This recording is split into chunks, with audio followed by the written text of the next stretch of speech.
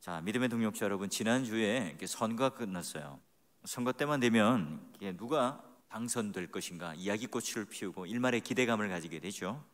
자, 그런데 우리의 그런 소박한 그런 꿈들이, 그런 우리의 기대가 짓밟히곤 합니다.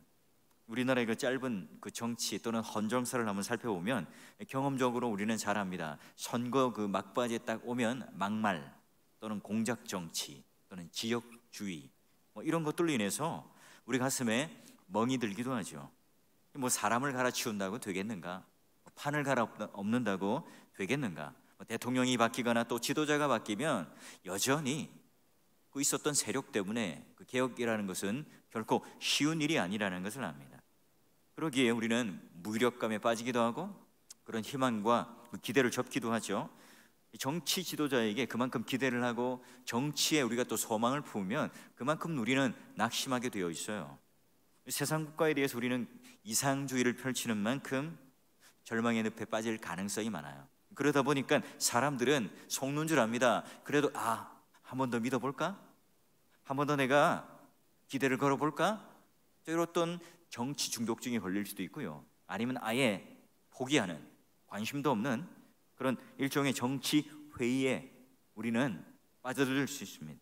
세상 국가에 대해서 우리가 이렇다 저렇다 비판하는 게 능사가 아니겠죠. 오늘 설교 본문을 기록한 이사야도요, 바로 이런 따지고 보면 우리와 같이 복잡한 이 시대 속에 살아가던 한 인물이었습니다. 세상은 뒤죽박죽이었죠. 힘이 강한 사람, 힘 없는 사람을 누릅니다. 가뜩이나 지금 외세에 의해서 나라가 어려운데 그 안에서도 서로를 격려하고 보듬는 것이 아니라 조금 힘 있는 사람이 약한 사람을 그냥 윽박지르고 눌러요. 게다가 제국은 작은 나라를 억압하죠. 자기들에게 대들거나 찍소리를 하거나 하면 압도하는 힘을 가지고 군사력, 경제력을 가지고 그냥 숨을 못 쉬게 만들어 버립니다. 그러니 함부로 대들지도 못해요. 이런 난폭한 이 제국들 사이에 어쩔 수 없는 이런 저항하던 나라는 역사 속에서 사라지기도 일쑤고요. 이 조그만 이 정치판을 바라보면 참으로 암담하기 그지였습니다. 여러분 어때요? 오늘 이 정치가 아니라도 여러분 잘 알고 있는 그런 가까운 우리 이웃들 또는 우리 모임들 속에서 한번 찾아봅시다. 작은 패거리 모임들을 만들어서 자신들은 정의로운 모임이라고 생각을 해요. 그런데 똑같이 상대방이 그런 모임을 만들면 공작을 하고 음모를 펼친다고, 나쁜 짓을 한다고 쏘아붙여요. 제가 이 짧지 않게 목회 생활을 하면서 이 교회 갈등을 참 많이 봐왔습니다. 노예도 많이 참여했거든요. 근데 다 나가서 발언을 해요. 정의를 위해서 한다고, 교회를 세운다고, 교회가 갈라지지 않고 깨어지지 않기 위해서 한다고 외쳐요. 그런데 교회를 살린다는 말이 양측이 다 다릅니다. 각자가 들이대는 잣대가 달라요. 내가 하나님의 일을 열심히 한다고 말하지만 내가 가진 이 기준에 따라, 또 내가 가지고 있는 그런 경험과 관심에 따라 달리 해석한다고요. 들어보면 다 맞는 것 같아요. 그러나 항상 자기 협소한 그런 창틀, 이 프레임에 갇힐 때가 많습니다. 이런 현실 앞에 대다수의 사람들은 입을 다물고 살아가요. 아니 어떤 게 정의고 어떤 게 정의가 아닌가, 부조리인가, 악인가, 이걸 구별하지 못하고 판별하지 못해서가 아니죠. 바보라서 소리를 낼 줄 모르고 몰라서 이야기하지 않는 게 아니에요. 말을 해봐야 세상은 변하지 않을 거라고 생각되기 때문에 그래요. 자칫 내가 이 말을 했다가는 불이익이 돌아올 수도 있죠. 괜히 저요 할 말 있습니다 발언을 했다가 괜히 내가 불이익을 받고 이 사람들로부터 공공의 적이 되고 미움을 받을 수 있으니까요. 유대 민중들도 그렇게 살았어요. 대다수의 국민들이 다 그렇게 살았죠. 정치 지도자가 나쁘다는 걸 알아요. 종교 지도자들이 지금 그나마 고혈을 빨아먹고 우리를 힘들게 한다는 사실을 안다고요. 그런데 그들은 정의를 몰라서가 아니라 외치지 못해요. 그러나 여러분, 선지자들은 다르죠. 보통 사람들은 마음으로만 생각했지 겉으로는 드러내는 말을 못합니다. 그러나 선지자들은 하나님 말씀에 사로잡힌 자죠. 말씀이 오늘 내 마음을 끌어오르게 해요. 그래서 그 말씀의 잣대로 죄를 선포하고요, 그들의 방향을 제시하기도 합니다. 이 어떤 이들은요, 그런 선지자들의 선포에 거들떠보지도 않죠. 또 자신들의 영혼에 이 울리는 말씀이 들리지만 움직일 힘과 동기부여가 되지 않는 경우도 있습니다. 그러나 선지자들은요, 좌고우면하지 않고 그 말씀을, 자신들에게 울리는 하나님의 말씀을 그대로 선포하는 사람들이었습니다. 우리와 똑같은 성정을 가진, 성품을 가진 처지와 같은 이사야는 어떻게 하나님을 만나고, 어떻게 그러면 하나님 말씀을 전하고, 이 시대에 마치 정의가 무너내리든 또는 이 시대의 공의가 완전히 사라진 것 같은 그 삶, 또는 그 삶의 속에 그는 메시지를 전하고 하나님을 전하고 있는가 볼까요? 오늘 우리가 읽은 이 본문은 굉장히 낯익은 말씀인데, 그러나 쉬운 말씀은 아니에요. 자, 보시면 오늘 말씀 속에 이 정의라고 하는 부분이 3번이나 등장합니다. 이 짧은 문맥 안에 이 선지자의 영혼을 울리는 이 말씀, 이 정의를 3번이나 반복해요. 그러니 여러분, 우리는 이 정의라고 하는 것을 속된 표현으로 뭐 이게 무슨 밥 먹여주나 하는 마음을 가질 수 있죠. 그러나 선지자가 그토록 간절하게 정의를 부르짖었을 때, 지금 이사야가 말하는 이 정의는 우리가 지금 일반적으로 알고 있는 이 정의와 같은 걸까요? 여러분 잘 아는 마이클 샌들 교수라고 하는, 알죠? 정의란 무엇인가? 우리나라에서도 이 선풍적인 인기를 끌었고요. 이 근래 이제 팀 켈러 목사님의 정의란 무엇인가라고 하는 이 책들, 뭐 그 아류작들도 참 많이 나왔어요. 자, 여기 근데 책의 내용이 뭐냐면, 사회 경제적인 차원에서 억울하게 손해를 보지 않는 것, 어떻게 하면 분배를 잘하고 어떻게 하면 나는 손해를 보지 않고 공평하게 나눌 수 있는가, 지금 이게 바로 이제 정의라고 말해요. 요즘 우리나라의 화두로 자리 잡고 있는 공정, 이것과 비슷한 개념을 말합니다. 물론 팀 켈러 목사님이 말하는 공의는, 정의는 이 성경적 의미의 정의이겠죠. 그럼 이 세상에 정치 또는 휴머니스트들이 말하는 그런 정의, 그리고 이사야가 지금 말하는 정의는 어떻게 다른가? 근본적으로 우리가 기독교인으로 사는데 이 정의라고 하는 것이 필요할까? 또 여러분 혹시 정의롭게 살고 계십니까? 이런 물음에 어떻게 답을 할 수 있습니까? 어떻게 해석을 할 수 있죠? 모두가 모여서 내가 정의를 말한다 그러고 내 교회를 말한다고 하지만 그게 과연 어디다 기준을 둔 정의란 말이죠? 여러분, 정의를 베푼다, 정의를 시행한다, 정의를 행한다, 여기 정의라고 하는 것은 1차적으로 미스파트, 말하자면 이 재판장에서 재판이 판결되는 것을 말해요. 이 법이 바로 서는 나라가 된다, 이 말이죠. 여러분, 하나님께서 이스라엘 백성들에게 어떻게 하면 공의를 이룰 수 있을까? 뭐로 보여주셨죠? 한때 율법을 통해서, 또 율법을 가르침으로 말미암아 정의는 이렇고 공의는 이렇다 말씀했습니다. 여러분, 레위기 19장 15절을 보십시오. 하나님께서 그 이스라엘의 재판장들을 향해서, 야, 잘못이 명백하다면 힘 있는 사람이라도, 아무리 재력 있는 사람이라도 그 세력 있는 자를 두둔하지 말라. 악을 선으로 바꾸지 말고 선을 악으로 바꾸지도 말고 돈을 받고 재판을 굽게 하지 말라 말씀하셨어요. 근데 더 눈여겨볼 것은 뭐예요? 가난한 자의 편을 들지 마라. 가난한 자의 편을 들어야죠. 힘없는 자의 편을 들어야 하는 것 아닙니까? 그런데 가난한 자의 편을 들지 말라는 말은 어떤 의미죠? 그렇죠, 가난한 사람도 나쁜 짓을 할 수 있어요. 정에 이끌려 편벽되게 판단하지 말라는 거예요. 공의를 세울 때 가난하다, 불쌍하다, 이게 면제의 사유가 되는, 또는 재력이 있다, 돈이 있다, 요즘에 유행하는 말은 뭐 유전무죄가 아니라 뭐 유검, 무죄, 이런 표현도 있더라고요. 여러분, 그러기에 이 공의를 세울 때 가난 또는 부자, 재력 있음 또는 소외된, 이런 것들이 오늘 상황 판단과 정황을 하는데 또는 형을 감해주는 사유가 되어서는 안 된다 하는 말입니다. 한 나라에서 이와 같이 여러분 법이 제대로 집행된다면, 사법이 제대로 기준을 가지고 서 있다 그러면 억울한 일을 당하는 사람도 두려울 게 없겠죠. 힘 있는 자들이 힘 없는 자들을 핍박하고 또 괴롭히는 이 일들이 일어나지 않을 거예요. 왜냐하면 법이 정확하게 그들을 심판할 거니까요. 근데 이 세상에서 그와 같은 공의가 바로 서고 그런 나라가 존재하는 일이 가능한가요? 우리는 그런 게 늘 이렇게 완전하지 못하다는 사실 때문에 가슴이 아파요. 아무리 여러분 선진국이라고 말하는 그곳, 아무리 여러분 이런 사법제도가 완전히 섰다고 생각하고 또 그렇게 칭찬받는 나라일지라도 들춰보면 그건 역시 불의가 판을 쳐요. 인간적인 어떤 생각들과 또 불의가 개입을 하기 마련입니다. 하나님께서 한때는 이스라엘 백성들을 특별히 구별하죠. 그래서 공의가 바로 서는 나라를 보여주려고 하셨어요. 하지만 그들은 불순종 때문에 이루어지지 않죠. 이 세상에서는 그런 나라가 불가능해요.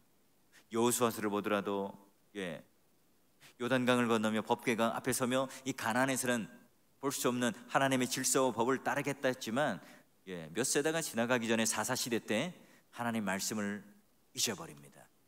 자기 소견이 옳은 대로 가는, 완전히 쫄딱 망하는, 하나님이 없는 그런 나라가 되어버리죠.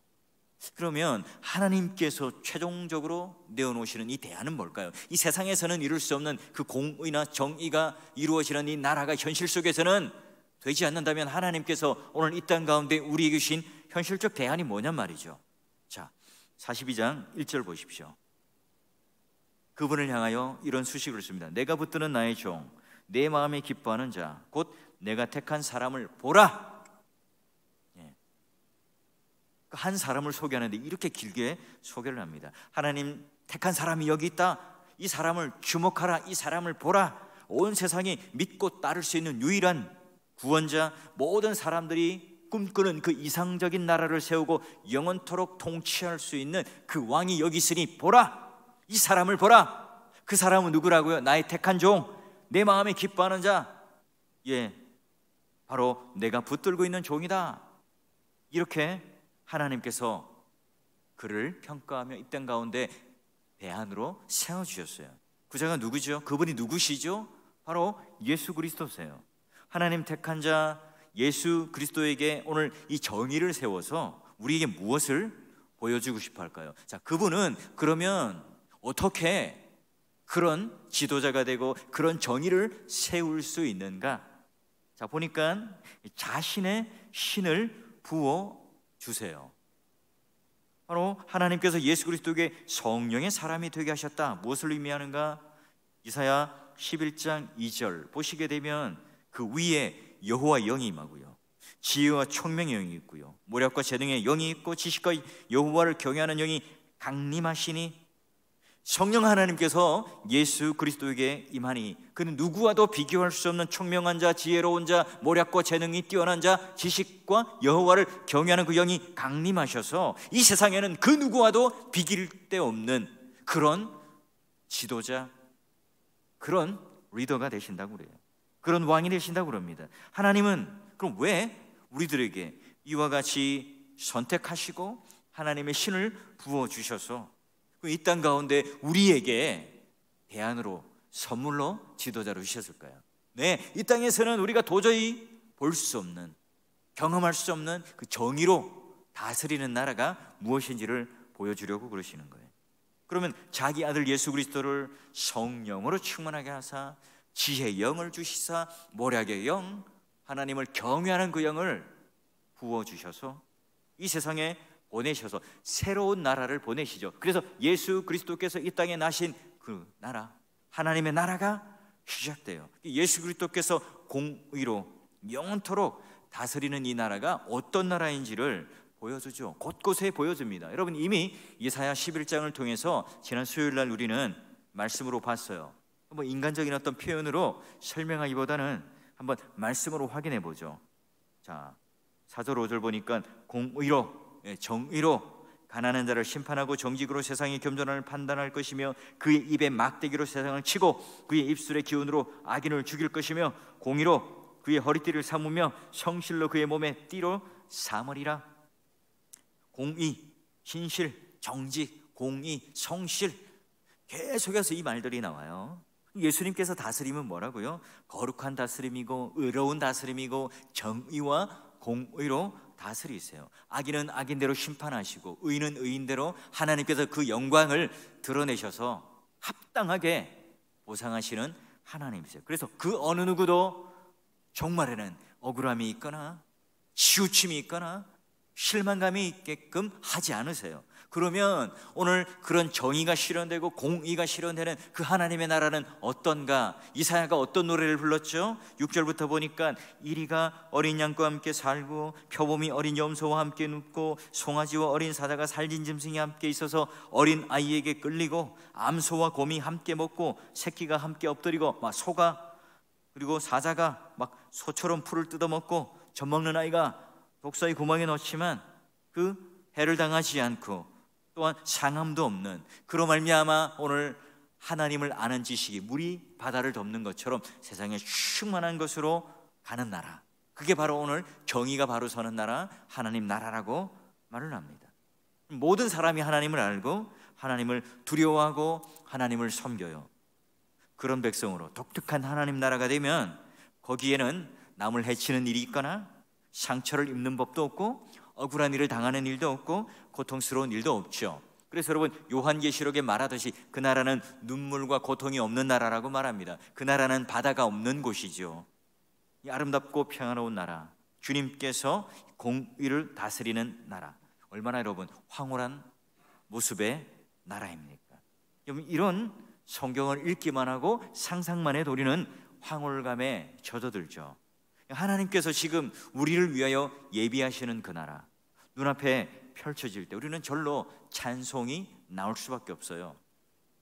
자, 그런데 오늘 주님께서 이와 같은 정의를 베푸시는데 독특한 말씀을 하시죠. 이 정의가 이방 나라에 정의를 베풀 것이다. 지금 예수님께서는 이 유대 나라 안에서만 그치는 게 아닙니다. 이방 나라 안에서도, 즉 세계, 전 세계에 하나님 정의를 베풀 거라 말씀하세요. 이 엄청난 발상이죠. 지금 이 유대인들이 이 말씀을 들을 때 아멘 했을까요? 지금 우리나라가 희망도 없고 소망도 없고 지금 곧 바벨론에 의해서 망해요. 다 포로로 끌려갑니다. 풍전등화와 같아요. 이때 지금 예수께서 이방 나라를 제압하시고 다스린다고 그럽니다. 여러분 그 당시 이방 나라를 대표하는 그 제국이 뭐죠? 바벨론이죠. 예수님 당시는 로마 제국 아닙니까? 지금 오늘날 우리나라 또한 끼어있는 수많은 열강들, 그런 이방 나라들이에요. 여러분 이사야가 그런 제국의 논리가 아니라 하나님 나라, 정의를 다스리는 나라가 온 세계 이방까지도 하나님께서 그 정의를 베푸실 것이라고 말해요. 누가요? 그 일을 행할 종, 나의 택한 자, 바로 하나님의 영, 감당할 수 없는 모략과 지혜의 영을 가지신 그분께서 바로 이 하나님 나라를 실현시키고 통치하고 다스릴 거라고 그래요. 그러기에 여러분 우리가 이 땅에서는 정치인들에게 또는 정치적 구조가 이 세상에 가지고 있는 힘의 권력 구조가 우리에게 기대와 소망을 주지 못하지만 그분이 하나님께서 택하시고 그분께서 세우시고 하나님의 영을 부어주신 그분이라면 이방 나라까지 전 세계까지 하나님께서 정의로 다스릴 거라는 이 말씀을 우리는 받아들일 수가 있죠.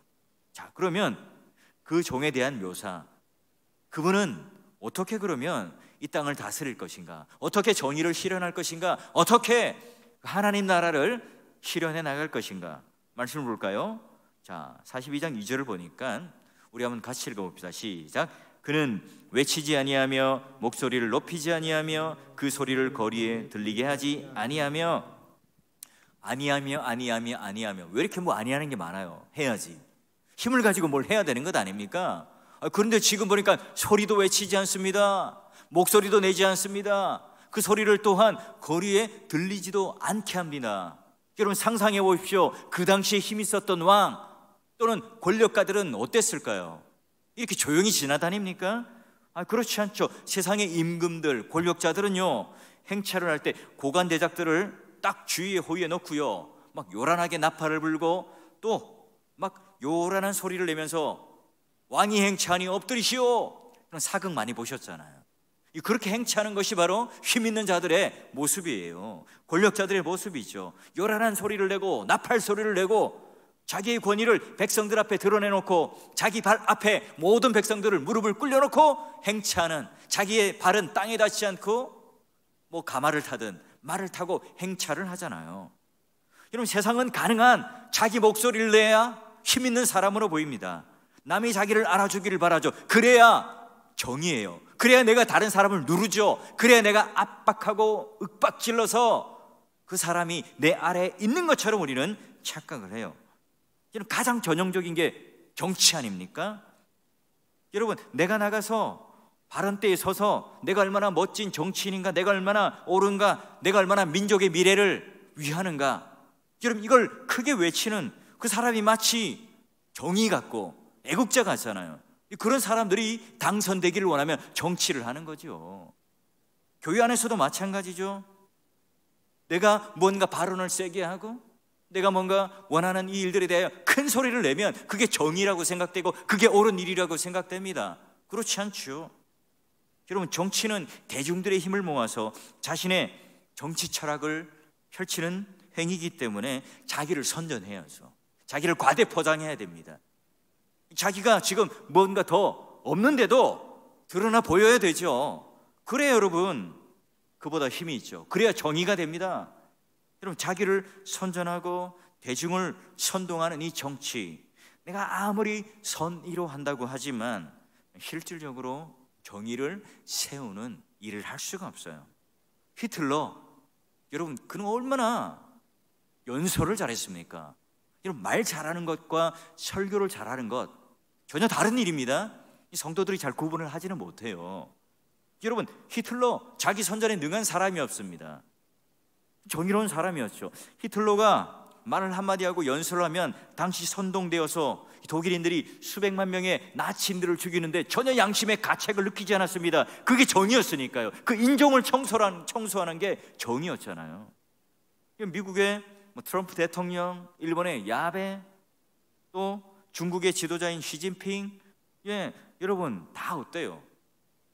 그분들을 내가 폄하하거나 평가하고 싶지는 않고요. 자기를 드러내면서 잘난 척하는 이 정치, 우리는 아주 쉽게 정의를 말하고 공의를 말하죠. 그러나 너무너무나 쉽게 파괴를 합니다. 모두가 다 그 이면을 들여다보면 자기를 위한 거예요. 위선이죠. 제대로 된 정의가 아닙니다.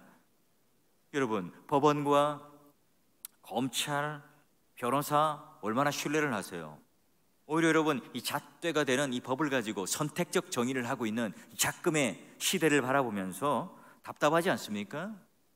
저도 한때는 법을 조금 공부한 사람으로 볼 때 이것이 이런 어처구니 없고 말도 안 되는 이 상황을 보면서 혀만 끌끌 찰 뿐입니다. 이사야가 보는 이 주의 종, 자기를 드러내는 이데올로기를 내세우지 않습니다. 자기 힘이 얼마나 세고 권력이 얼마나 있는지, 나는 이 정도의 사람이야, 나 너 말 한마디면 자를 수 있고 날려버릴 수도 있고 너희 모든 생사 여탈권을 내가 쥐고 있어, 윽박지르지 않죠. 정치적인 성취를 목적으로 사는 분이 아니시기 때문에 그래요. 하나님 나라 왕이신 그 예수님, 자기 백성을 만날 때 자기의 목소리를 듣게 하시려고 막 악을 쓰거나 윽박 지르거나 나팔을 불거나 하지 않습니다. 징가 꽹과리를 치면서 요란하게 하지 않으세요. 예수님은 지금 자기를 대적하는 자들과 함께 다투지도 않습니다. 그들을 향해 돌을 던지거나 그들을 향해 음모를 꾸면서 뭔가 함정에 빠뜨리거나 하지 않는다고요. 그들은 예수 그리스도를 향하여 신성모독이라, 또는 이 법과 질서를 파괴한다, 얼마나 많은 함정을 파놓고 예수를 괴롭히고 결국은 십자가 가운데 몰아갔습니까? 자신을 죽이려고 하는 그들 앞에서도 마치 도수성에 끌려가는 어린 양과 같이 침묵하셨죠. 그 침묵이 오히려 더 큰 울림이 되고 진동이 되어 우리를 십자가 가운데 이끌고 있지 않습니까? 이사야 53장 2절을 보십시오. 그러기에 그의 풍채는 주 앞에 자라나기를 연한 순 같고 마른 땅에서 나온 뿌리 같아서 고운 모양도 없고 풍채도 없고 우리가 흠모할 만한 아름다운 것이 없도다. 매력적인 분이 아닙니다. 근데 사람들은 그분을 보고 두려워하거나 옷깃을 여미고 긴장할 필요가 없습니다. 여러분, 세상 사람들 앞에 나보다 좀 직급이 높거나 나보다 좀 힘 있는 사람 앞에 서면 누구나 긴장하죠. 말하는 것조차 우리는 너무나 조심스러워요. 그러나 그분은 초라한 종의 모습으로 오셨기 때문에 예수님은 너무나 부드럽고 너무나 자연스러운, 오늘 우리를 향하여 부드러운 미풍과 같이 오셔서 만나주세요. 그럼에도 불구하고 그 예수님의 부드러운 말씀 속에서는 예리하고 살았고 운동력이 있는 그 능력의 말씀을 조용하게 말씀하시지만 그것은 절대 조용한 말씀이 아니죠. 그게 우리 심령 가운데 하고 들어오면 천둥과 같은 우리의 생애를 바꿔놓는 말씀이었습니다. 힘없는 것처럼 말씀하셨죠. 그러나 그것은 전혀 힘없는 말씀이 아니었습니다. 온유하셨지만 그 온유함을 통하여 무기력한 게 아니셨습니다. 조용하셨지만 그 조용함은 사람을 졸게 만드는 그런 무미건조한 무기력한 고요함이 아니었습니다. 하나님 나라는 허세로 또는 자기를 과대 포장해서 만들어지는 나라가 아니죠. 그 나라는 오늘 어떻게 하나님께서 세워가는지 다시 한번 우리가 그와 어떤 마음을 가지고 백성들을 다스리는지 그의 내면을 한번 보죠. 42장 3절 한번 같이 읽읍시다. 시작. 상한 갈대를 꺾지 아니하며 꺼져가는 등불을 끄지 아니하고 진실로 정의를 시행할 것이며. 여러분, 오늘 이 말씀이 저와 여러분 모두에게 그 약속의 말씀, 위로의 말씀이 되기를 주의 이름으로 축원합니다. 여러분, 상한 갈대는 다시 살아날 가능성이 없는 갈대예요.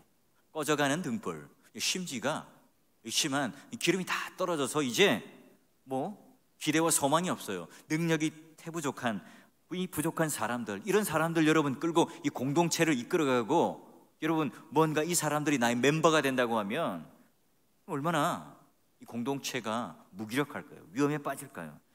이게 우리가 생각하는 세상의 논리 아닙니까? 그런데 이사야는 그 정의로운 왕은 오히려 꺼져가는 등불을 끄지 않고 상한 갈대를 꺾지 않고 그들을 돌보시는 분이라고 그래요.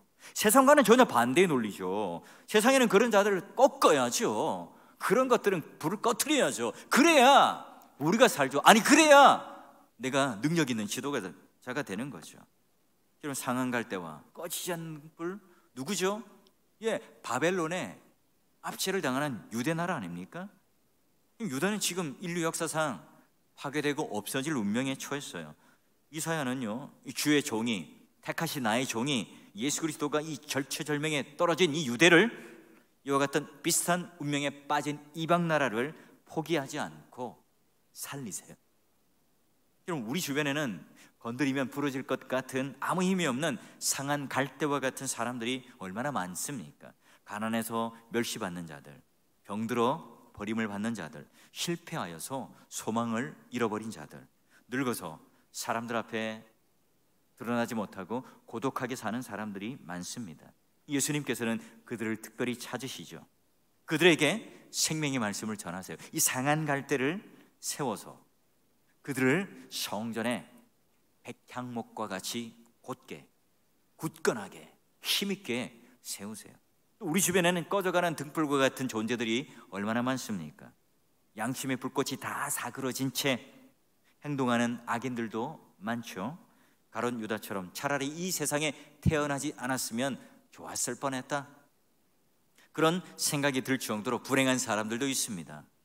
이런 사람들은요, 시간이 점점 흐르면 이 어둠 속에 빠져들겠죠. 예수님 당시 세리들이 그랬고 장녀들이 그랬고 또한 수많은 소외받는 사람들이 그랬습니다.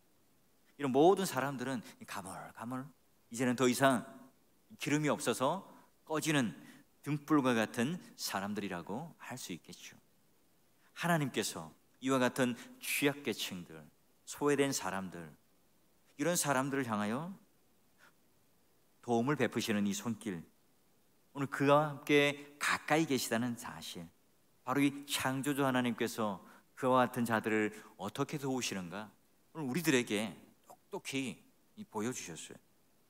만약 그런 자들을 내버려 두신다면, 하나님 자녀를 외면하신다면 우리가 바로 하나님 자녀가 아닐 것이고 바로 하나님께서 창조하신 그 세계, 그 하나님께서 주인이 아니신 거겠죠. 우리가 그걸 거부하는데 문제가 있는 거죠. 하나님께서는 씨를 뿌리지만 그 밭이 문제가 되는 것처럼 여러분, 오늘 우리가 상한 갈대가 되거나 꺼져가는 등불이 되지는 않을까? 여러분, 걱정하지 마십시오. 그 순간에도 여러분, 우리가 준비만 되어 있다면 하나님께서 비밀스럽게 우리를 붙드시는 경험. 그래서 여러분, 오늘 우리가 이와 같은 위기 속에 있는 분들이 있다면, 나 상한 갈대처럼, 나 꺼져가는 등불처럼 내가 지금 너무나 힘들고 흔들리는 그 삶을 살고 있다면 바로 하나님께서 돌보심, 정의를 시행하시는 그 하나님께서 오늘 나를 책임지시고 돌보시는 하나님이시라는 이 사실을 여러분 믿으심으로 말미암아 회복의 역사가 일어나기를 주의 이름으로 축원합니다. 자, 그러면 이와 같은 우리들을 어떻게 보살필까? 4절 보니까 그는 쇠하지 아니하고 낙담하지 아니하고 세상의 정의, 이 세상의 정의는 하나님 생명으로 좀 의역을 할 수 있습니다. 세우기에 이르리니 섬들이 그 교훈을 앙망하리라. 이 선지자가 이사야가 말하는 정의는 단순히 사회 정의적인 차원이 아니라 바로 하나님께서 창조한 그 생명의 차원의 정의라고 말씀드렸습니다. 예수 그리스도 안에서 그가 가지신 하늘의 모든 자원을 가지시고 하나님 뜻에 맞는, 하나님 편에 맞는 그 생명을 베푸는 게 뭐라고요? 정의라 말합니다. 사람이 아무리 철저하다고 해도 상황에 따라 낙심할 수도 있고 지칠 수도 있죠. 이리저리 흔들릴 수 있습니다. 의지가 약해질 수 있어요. 우리가 죽을 때까지 정의를 실천하도록 결국 그 죽음을 통해서 끝나게 되어 있습니다. 그러나 지치지 않고 낙심하지 않고 낙담하지 않고 이 세상의 정의를 끝까지 세우는 그분이 누구시냐? 바로 예수 그리스도입니다. 이 땅에 이 지구가 존재하는 한 생명이 존속하는 것처럼 이 세상의 정의와 생명을 그대로 하나님께서는 존속하시고 피워가실 거예요. 낙담하지 않고 쇠하지 않은 그 하나님. 이 세상의 지도자는 다 사그러집니다. 여러분 잘 아는 모든 유명한 지도자들 한번 대보십시오.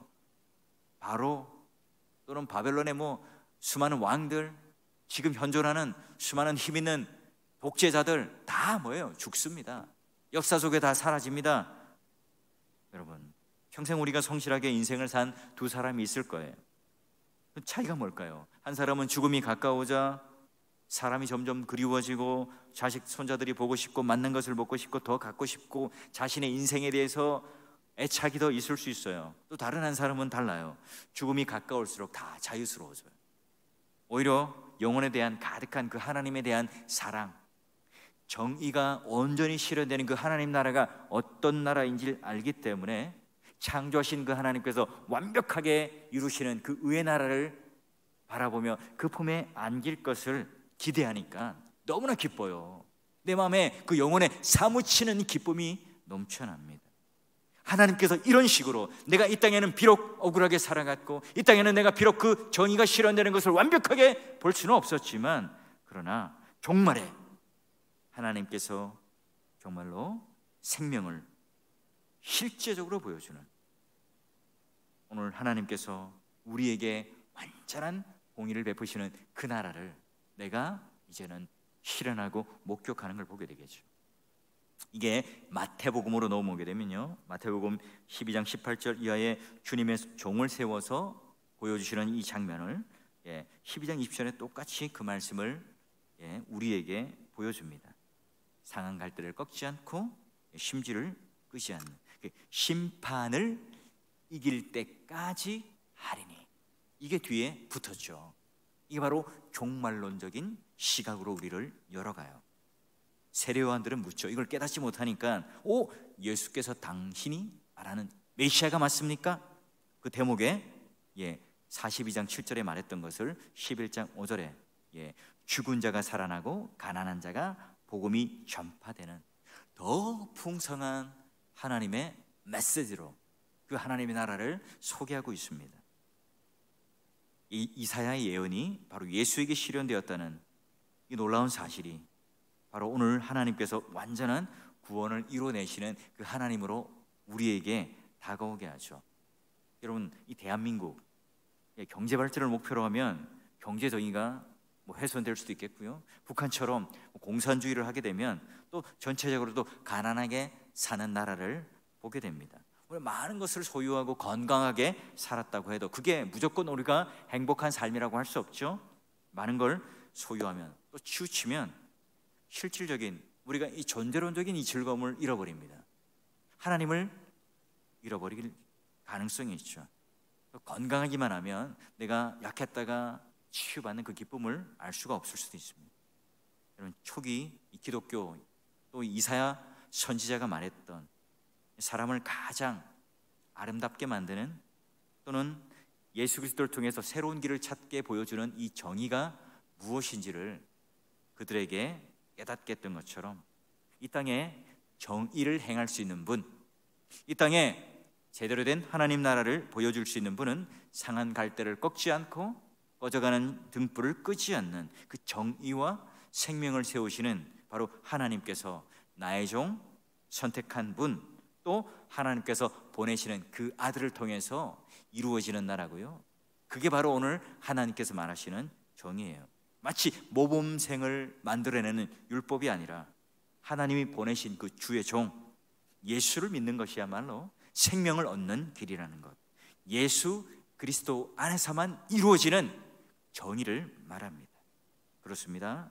예수는 하나님이 어떤 분이신지를 완전히 새로운 관점에서 말씀하고 싶어 하세요. 세상 사람들이 말하는 정의, 세상 사람들이 말하는 힘 있는 정치, 세력, 이게 아니라 예수가 선포하신 하나님은 사회에서 죄인으로 내몰린 사람들, 연약한 사람들, 세리, 이런 사람들까지도 나의 자녀, 하나님 자녀라고 말씀하시고, 그 하나님 자녀에게 압도적이고 주도적인 은총으로 생명을 선물로 기어코 주시고, 그들을 오늘 이와 같은 놀라운 하나님 나라에 초대해 주셔서 그분께서 다스리는 정의의 은혜와 복을 누릴 수 있게 하시는 거죠. 그 하나님의 정의가 결국은 십자가에 달리셨으나 죽은 자를 부활로 우리에게 현실로 생명으로 복으로 주신 것처럼, 저는 마지막으로 여러분에게 한 가지 꼭 부탁드릴 것, 하나님께서 우리와 함께 계시니 나는 상한 갈대가 될까, 꺼져가는 등불이 될까?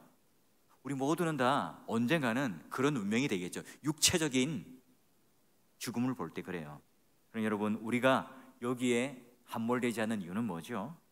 하나님 은총에 기대어서 이 세상의 나라가 어떠함과 이 세상의 정의가 어떠함이 아니라 하나님 정의로 인해서 정의를 시행하고 정의를 베풀고 정의를 보여주는 그 하나님께서 택한 종 나의 아들을 우리들에게 보내오셔서 상한 갈대와 꺼져가는 등불을 오히려 돌보시고 세우시는 걸 통해 만져주심과 회복의 역사를 통해서 여러분, 이 땅에 정의를 바라보며 실망하고 낙담하지 마시고, 오늘 예수 그리스도께서 우리의 왕이 되셔서 통치자로 오셔서 하나님 뜻을 세우는 참된 그 정의, 그 잣대의 모든 성들이 그의 교훈을 열망하며 그 앞에 나아가는 것처럼 여러분 마음속에도 바로 그러한 하나님께 주시는 진실된 정의와 보살핌과 사랑이 넘쳐나는 여러분이 되시기를 주의 이름으로 축원합니다.